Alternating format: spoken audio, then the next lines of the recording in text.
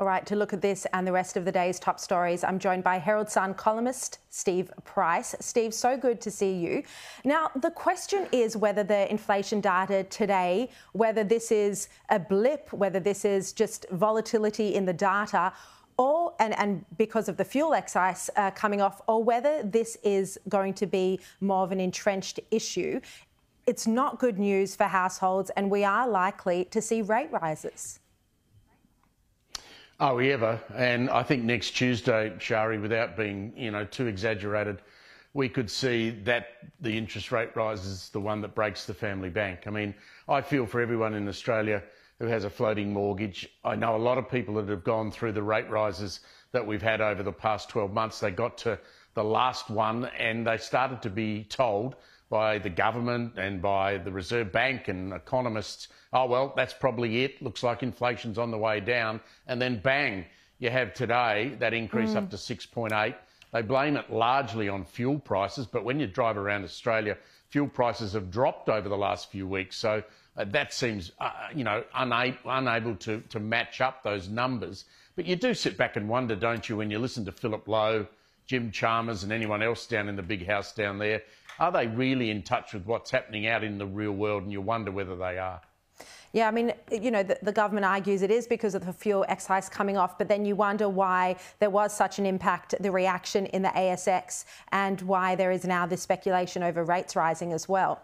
Now, speaking of inflation, Steve, the Shadow Treasurer Angus Taylor has come under fire for his performance in Question Time yesterday. He claimed that there'd been significant increases to food prices in the last month alone. He was referring to figures published in the Sydney Morning Herald, which were in fact annual numbers. Have a listen.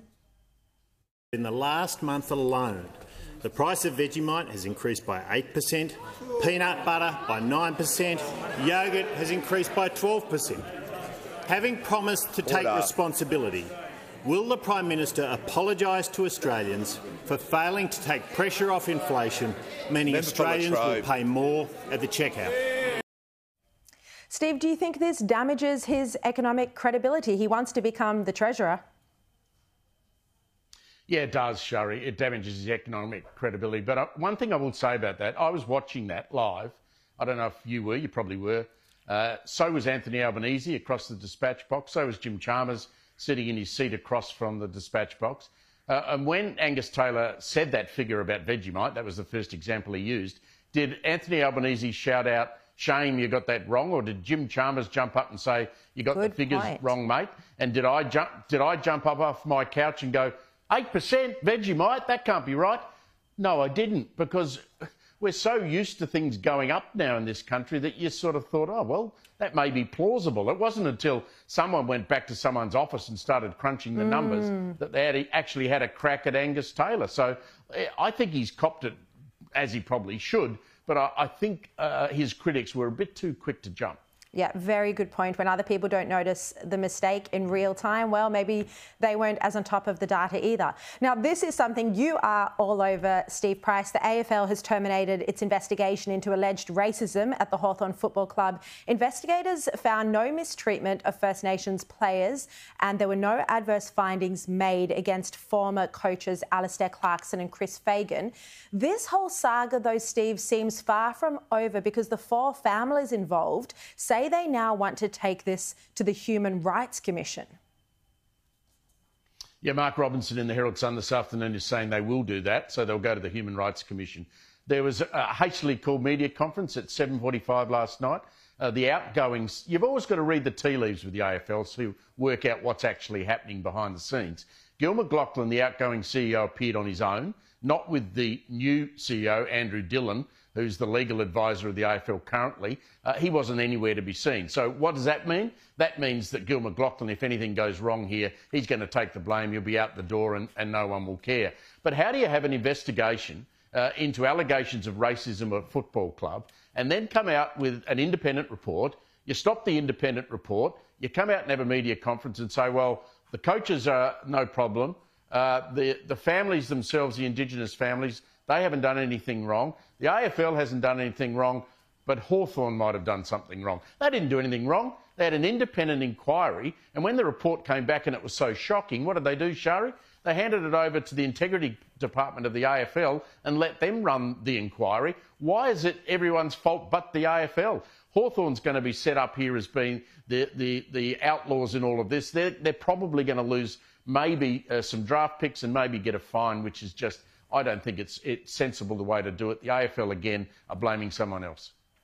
All right, let's go over to WA now. Labor Deputy Roger Cook will become the state's next Premier. This, of course, following Mark McGowan's shock resignation earlier this week. Look, when we went to air last night, it looked like the Health Minister, Amber Jade Sanderson, was going to get the top job, but it was a whole day of extraordinary backroom dealings, and it saw Cook get last-minute support at the 11th hour, quite late last night, not just from the Transport Minister, Rita Saffioti, but also from a key union, the United Workers Union, the Manufacturing Union. Steve, look, this is a case yet again of a union coming in at the 11th hour to decide on who's going to get the top job, and the Labor Party is all about gender quotas and women, but yet again, a woman has missed out on the top job because of the intervention of a union. What do you think about that? Yeah, another factional placement of the person in the job that they want there.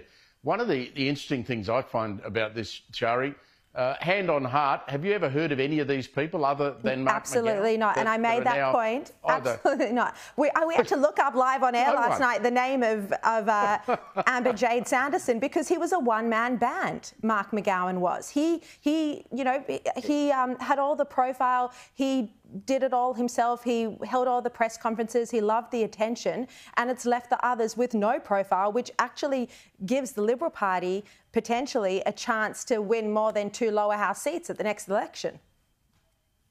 Oh, did you say they've only got 2 seats, the Liberal Party? I mean, really, seriously, what a joke they are in Western Australia.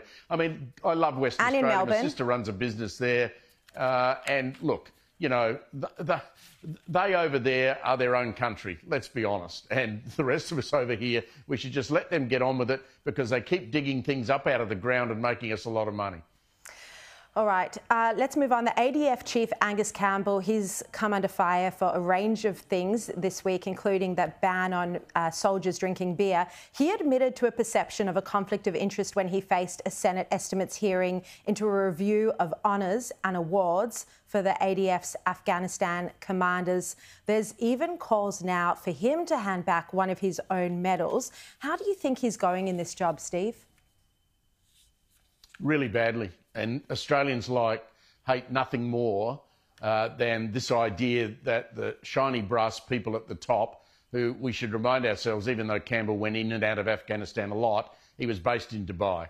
He wasn't over there holding a weapon out up at the back of some valley somewhere being shot at by the Taliban. He was at home commanding the troops from where he was in Dubai. And he's now saying he might take medals off those people. Australians won't wear that. We saw what happened last time this was raised as an idea. And this comes, and I wonder about the timing here, this comes in the week where we're probably, Sharri, going to get a result in the Ben Roberts-Smith defamation case where he's taking on 9 in the ABC. That'll probably happen tomorrow. Yeah, no, absolutely. And we'll bring you all the news on that. Steve Price, so great to have you on, as always, on a Wednesday.